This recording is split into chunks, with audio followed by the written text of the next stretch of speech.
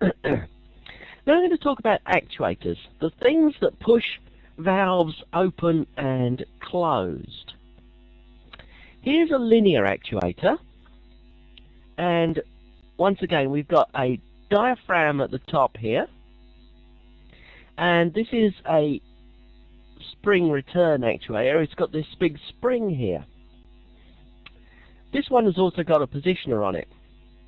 Now, this type of actuator gives a pneumatic actuator is capable of giving an immense amount of force, absolutely immense. So you must be very careful with this spring. You must also be very careful if you stick your fingers in anywhere in here, because if this actuator goes, then there's lots of things in here which will chop your fingers off. When working on valves like this, it's always best to have the air off, properly off, and all the energy taken out of the air. And if you've got any sort of locking mechanism that comes with the valve, to have the locking mechanism engaged. Because when this actuator goes, it goes. So this is a linear actuator. It's called a linear actuator because it moves in a straight line. And we talk about the power of the actuator and the stroke. The stroke is the distance that the actuator will move. Whenever you're buying a valve, never ever be tempted to buy a valve and an actuator separately. Because what will happen is you'll come to put the two together and you'll find that the funny little piece of metal that goes in there that's got a T-shape on the bottom and a little square on the top, that's missing. And so you'll turn around to the manufacturer and you'll say, oh, I need the funny little piece of metal. And he'll say, oh, you mean the so-and-so valve adapter kit? And you'll say, yes. You say, we haven't got any. It's always bloody missing. In addition to that, you stick a valve actuator on top of a valve, even if you've got it all mounted up nicely, you're then stuck for at least 2 hours setting the stupid thing up. So it takes time to set the thing up. Although at first it might appear to be cheaper to buy a valve and an actuator separately, it's always a false economy. It's never a good idea.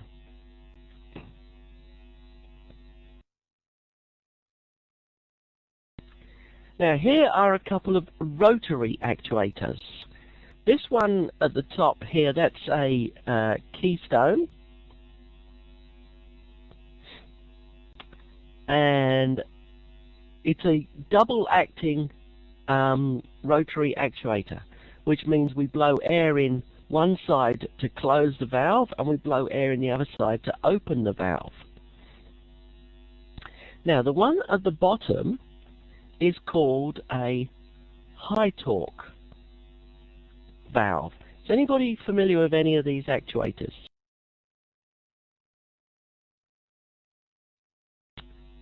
Okay, well, just to let you know, the high torque in particular, in this section here, there are two great big springs. There are procedures in place for opening up a valve actuator of this type.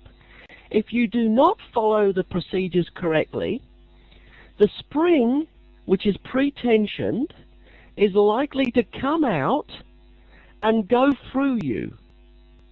It won't embed itself in you, it will just go in one end and out the other. The springs on these things have got enormous amounts of energy on. You must follow the correct procedure for taking the energy out of the spring before you dismantle any type of actuator. This is how a rotary actuator works.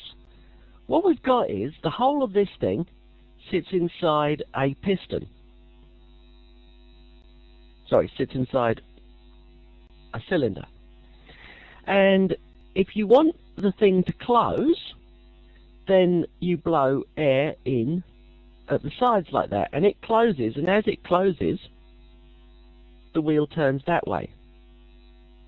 If you want it to open, so I just get rid of those, and redraw that. If you want it to open, on the other hand, you blow air into this section. The pistons both move outwards, and the shaft rotates that way. This is a double-acting one. If you had a spring return one, you'll find the springs in the back here. So there'll be springs, either 1 to, well, anything up to 6 springs in the back there. It's very common fault for these springs to break, for them to snap, and then it just doesn't work so well anymore. The other very common fault, of course, is that just here, in that groove there should be a big fat O-ring seal. That will fail on you, almost certainly, sooner or later, and then it doesn't work either. There's also got to be a seal around the shaft here at top and bottom. They fail as well. So they're the sort of faults you'll get, basically air seals and that sort of thing. When we're sizing an actuator, if you're sizing a linear actuator, we talk about the force in newtons or kilonewtons. When we're sizing a rotary actuator, we're talking about a turning force. A turning force is, I always think about taking a bolt off. I've not taken a bolt there, that's unusual. So if I had a spanner on a bolt, the turning force is in Newton meters, where it's the newtons over a distance, meters. So torque, rotational force, is in Newton meters. Now, generally speaking, when you open a valve, the flow behaves differently for different valves. Some valves, very, very rare valves, if you open them 50%, you get 50% of the flow. So with very unusual valves, linear valves, 50% open gives you 50% flow. Other valves, you get virtually all of the flow in the first little bit of opening it. And then after that, you're just sort of whistling in the wind, really. And yet other valves, the rate at which the flow increases. So they're not linear. Now that's not too good for our controlling, because generally speaking, PID is expecting a linear response from a valve. So what we do is we use a thing called a valve positioner. And this is what a valve positioner does. A valve positioner knows that the valve is, say, quick opening. So that if you have a quick opening valve, if you ask for 50% flow, it doesn't open the valve 50%, it opens the valve to about 18%, which gives you 50% flow. Or you have a valve positioner that knows that you have an equal percentage valve. Now, if you have a valve positioner that knows you have an equal percentage valve and you ask it for 50% flow, it doesn't open the valve 50%, it opens the valve 80%, because 80% on an equal percentage valve gives you 50% flow. So a valve positioner adjusts the opening of the valve to attempt to relinearize a nonlinear valve. That's one reason why you don't need to fork out for an expensive linear valve. Here's a linear valve. You don't need to fork out for an expensive linear valve because a valve positioner will sort that out for you. Here's a picture of an SMC valve positioner, and the way it linearizes the nonlinear valve characteristic is by using a cam. there's a specially shaped cam. And that specially shaped cam allows it to relinearize the valve. Now, when you're setting up a valve, when you're setting up a valve positioner, you always set up a valve positioner, let's get a bit of pen in it, you always set up a valve positioner to 50%.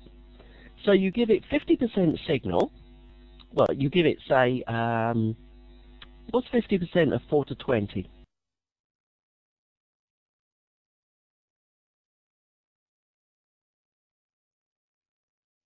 Oh yeah, thanks, 12 milliamps.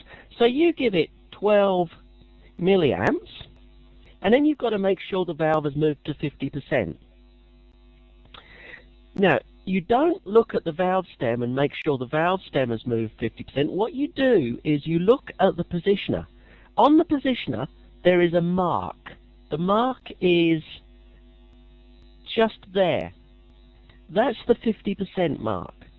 What you do is you give it 12 milliamps and you make sure that the cam moves to that position.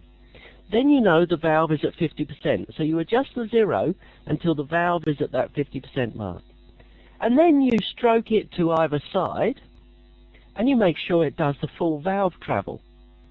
And that's how you set up a valve. You always go to the 50% mark.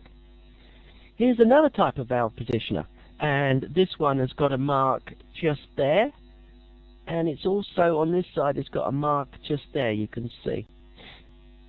And once again, we have specially shaped cams, and the specially shaped cam is designed to relinearize the nonlinear valve.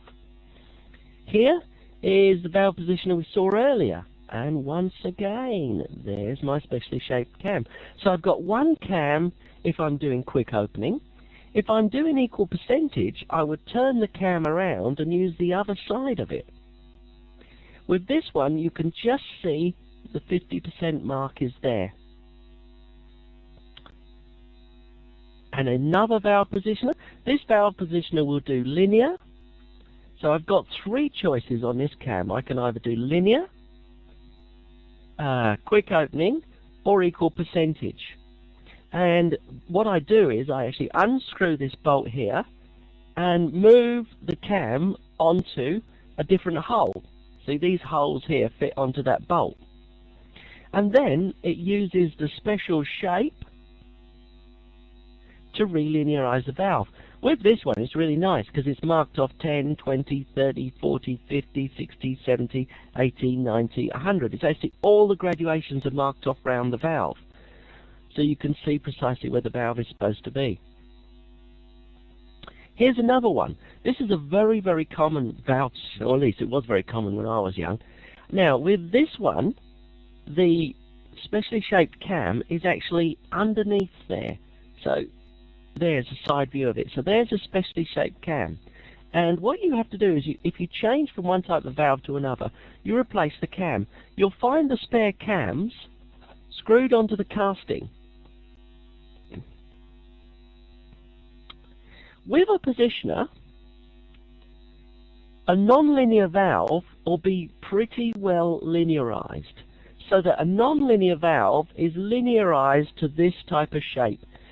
This point here, that should be the 50% mark, and we call that point, that should be, that's at 50.